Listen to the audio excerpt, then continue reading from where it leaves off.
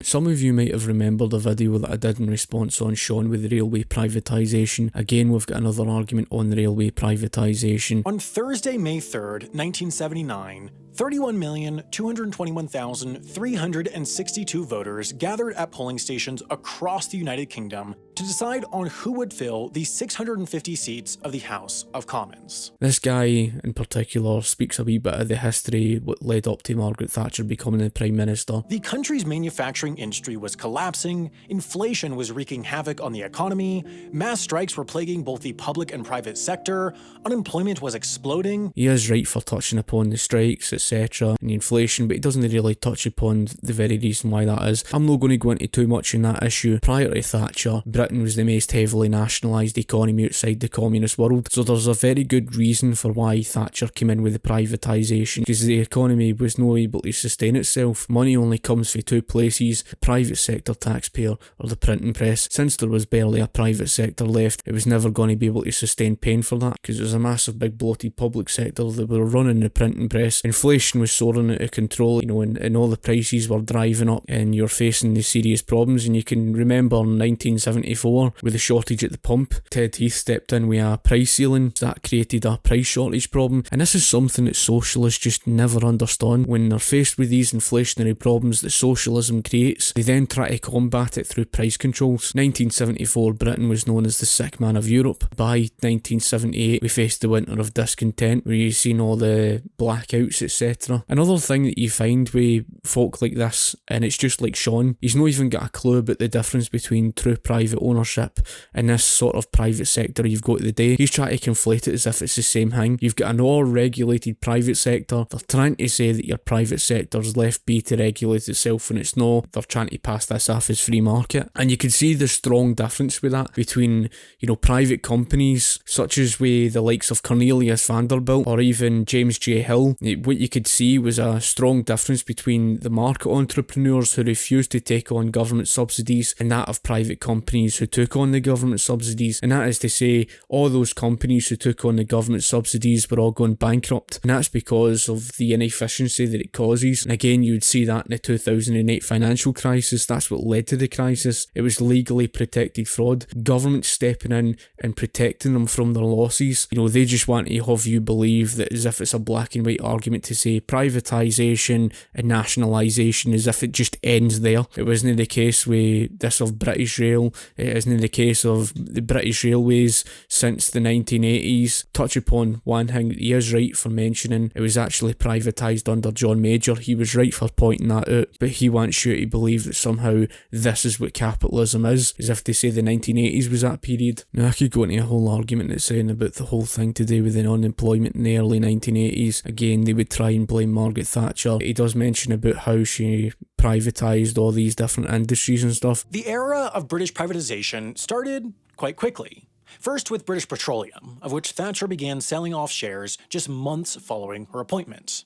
But then, in the new decade, the trend kicks into high gear with British Aerospace, British Gas, Rolls-Royce, British Airways, British Steel, National Express, British Telecom, British Leyland, the British Airports Authority, and dozens more state-owned enterprises being sold off to the private sector. But again, they've got to understand why she did so. The economy was dangerously close to hitting hyperinflation. Her selling off the oil industry, well, she had to do that. She was doing so in order to protect Britain from hitting hyperinflation. It was an ultimatum. It was either face hyperinflation, get the blame for that, or sell off the British oil industry and protect Britain from hitting hyperinflation. Again, that's not something that somebody like that would ever understand. By the 1990s, the concept of a state-owned enterprise was becoming increasingly obscure, but there was just one major sector that the sell-offs had yet to really touch: the railroads.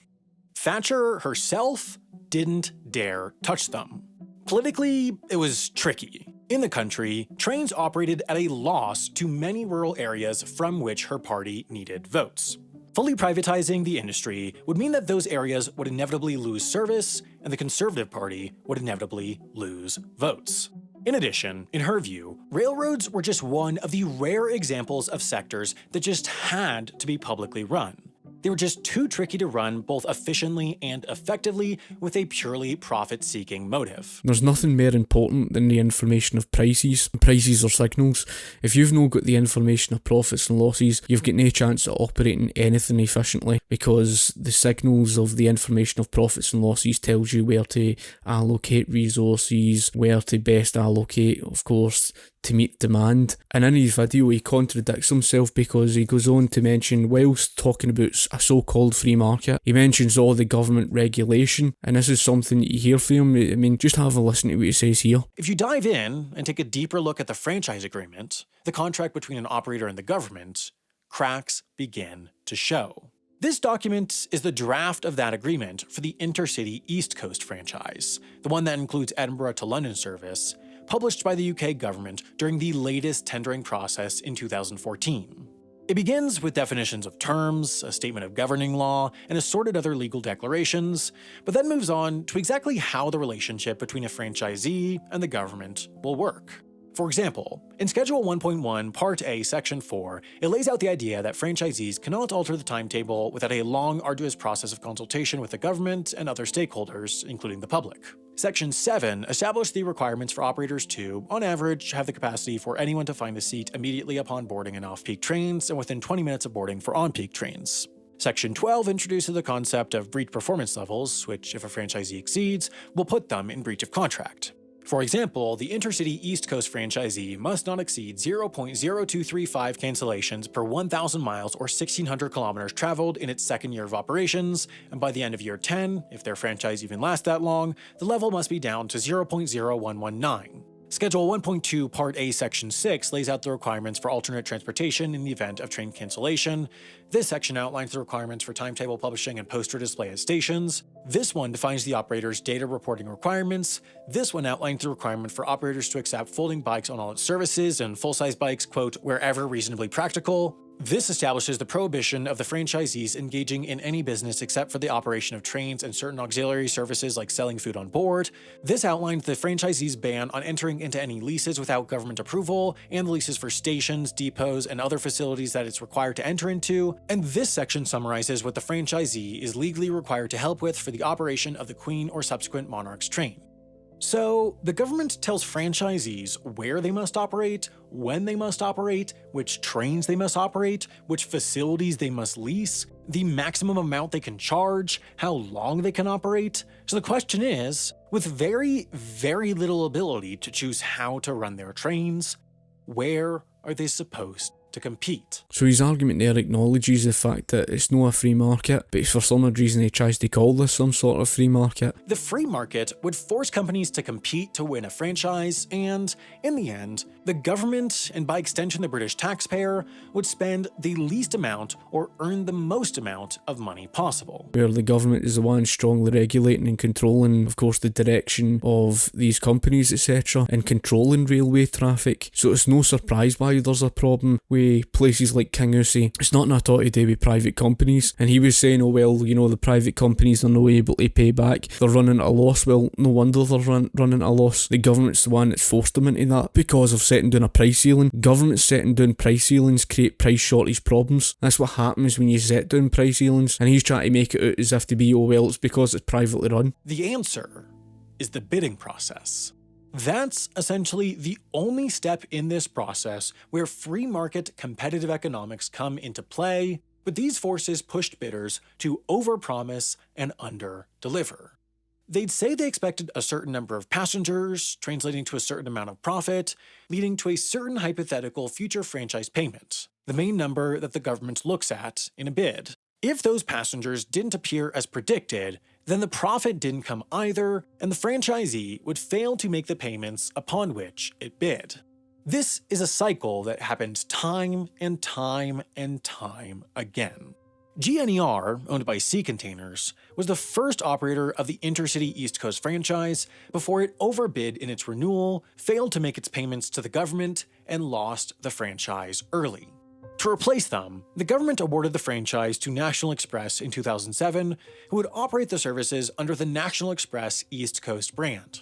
However, Just 2 years later, it emerged that they too had forecast more passengers than emerged in reality, were not able to make the payments they had bid on, and so they lost the franchise in 2009. It's not at all today with private ownership. It's not even truly private. This is another thing to mention is, of course, when it comes to the competition, he thinks this is some sort of competitive market when it's no. But if it was a free market, you would see much more technological improvement, updated trains, railways, more built, be able to provide for places like Kingussie because of fierce competition. What you've got today is a lack of that. And because more and more competition step in, then the cost of everything drives down. This is what happened in the oil refinery market, because competition is incentivized to jump in. Of course, it starts to, decrease in the costs and it becomes less profitable for them. But who do you think benefits for that? The consumer. But what you've got is, because it's a very monopolised system today, running under corporatism, which isn't a free market at all, they were running at, expensive costs. So what did the government try to do? They set down a price ceiling to try and fix that problem. Again,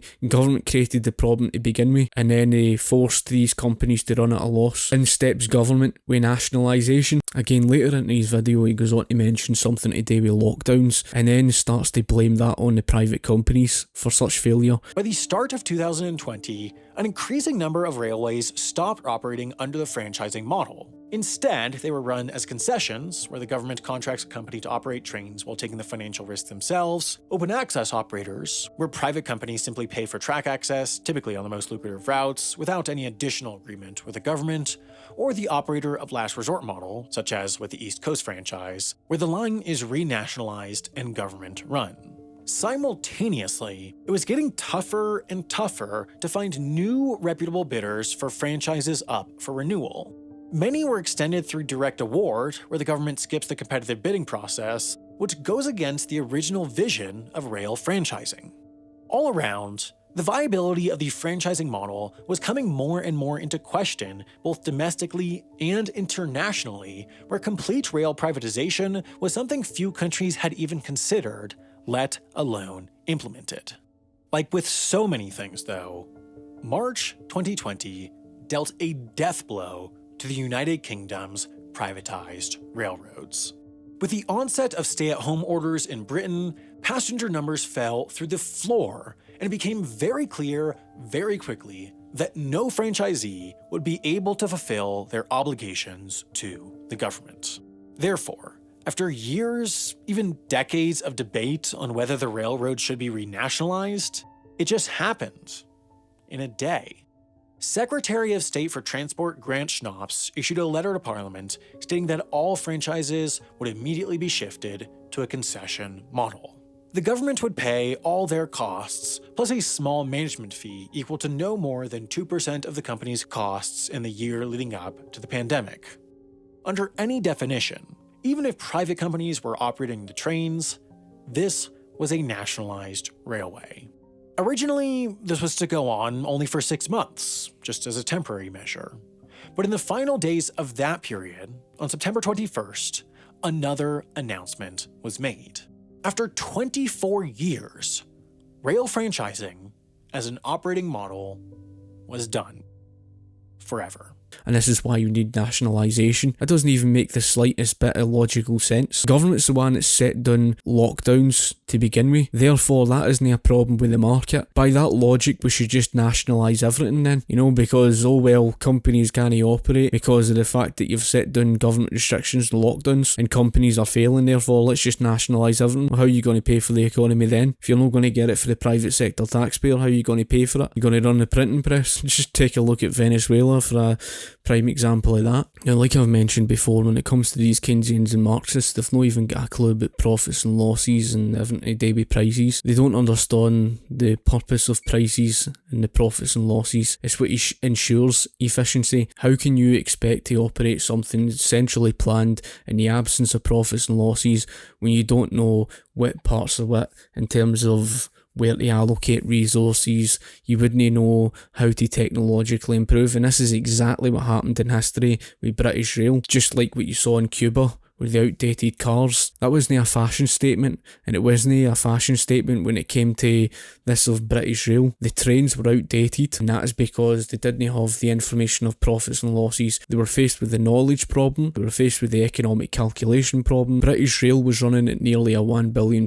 deficit. It had the severe shortage of passenger journeys. Today's system isn't really fully nationalised of what it was like before. Of course, it still is, government controlled, and I've pointed this out before, and of course I'll read it again. Forget nationalisation.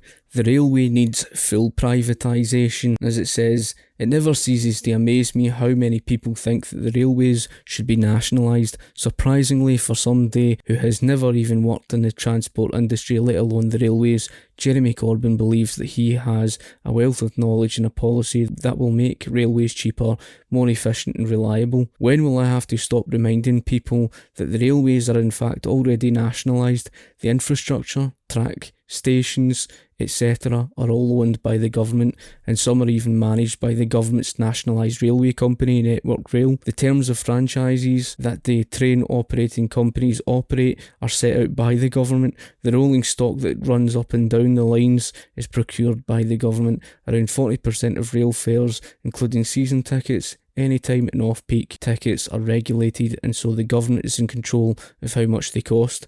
The government is also responsible for all capital spending on the railway, as well as the maintenance of the track, and all signalling related to the day-to-day operation of the trains is operated by Network Rail. Perhaps next time you hear that there are delays due to signalling problems, don't blame the train operating company, blame our state-run railway. Now that's exactly what I mean, folk. He was trying to make it out as if to say that this was somehow all run privately, as if to say the private companies were operating privately, therefore we've never really had a truly privately run system in Britain. Now British Rail was like I said, with outdated trains etc, shortage of passenger journeys, running at a £1 billion deficit. It was a failure. That's the reason why the privatisation was brought in the first place. He doesn't even understand where money comes from. This is the thing, see if you were to hold on to nationalisation, where's the money going to come from? You're more than £9.6 trillion in debt. You need money to come from somewhere in order to pay for all these things, and he says, oh well, it's just permanent. They can make all those promises all they want. It's the same stuff with the NHS. They can make all the promises and say it's going to be permanent with the nationalisation etc, but was it? No, that's why you've seen the PFI deal's been brought in, and not even that's going to last as long. Eventually the NHS is going to have to go. Of course, a free market would correct these problems. It would improve traffic,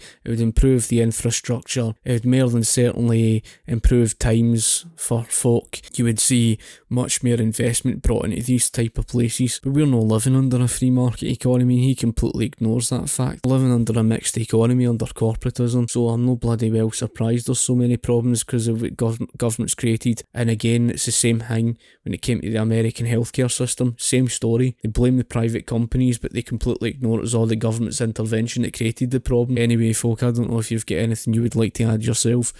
If you have, comment in the comment section below, and of course I'll be sure to get back to you. Thank you for watching, and I shall talk to you later. Cheers.